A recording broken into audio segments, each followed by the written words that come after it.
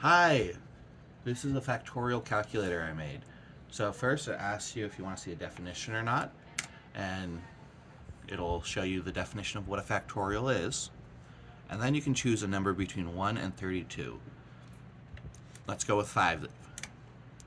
Then it asks if you want to see that in a table. And you can see all of them in a table. Now, let's say you do a large number like 32. You might not want to see all of those in a table. You can be no, and it shows you the factorial of 32. When you're done with the whole thing, you can type 0. It's a pretty basic program, but that's how it works. Now let's look at the code of the whole thing. So you have the main function, and you have the a print line factorial calculator.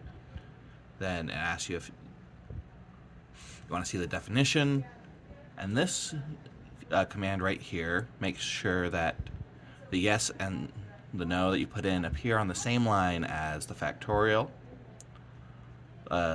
definition, and then you go down, and if you did press yes, it will bring up this function, which is just a bunch of print lines. Now, it then enters into a loop where it asks if you want to see the number, and then this does the same as this one up here, where it makes sure it appears on the same line, so everything's nice and pretty. This is what reads the line and turns it into a string. This makes sure that the string is a 128 number variable, so we can understand it when we convert it into a factorial. And right here's a nice little bit of error protection, which I can show you real quick.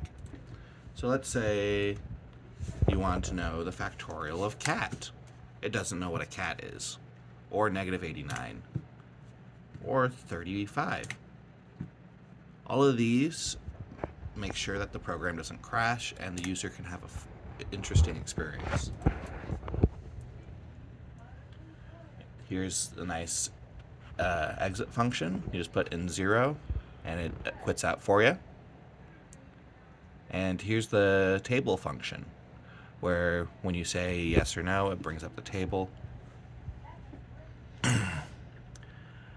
Right here is the function that creates the table. It calls the factorial command inside of it.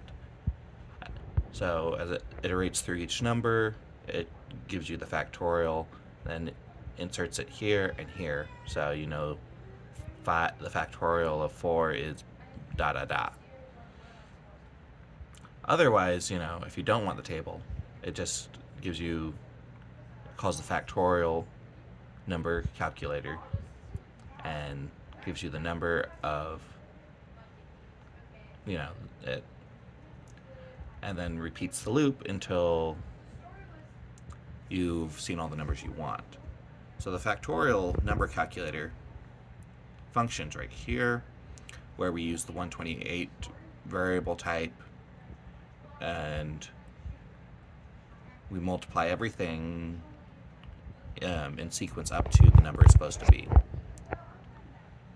So that's a nice basic factorial calculator. I hope it was very clear and you understand everything. Thank you for your time. I hope you have a great day.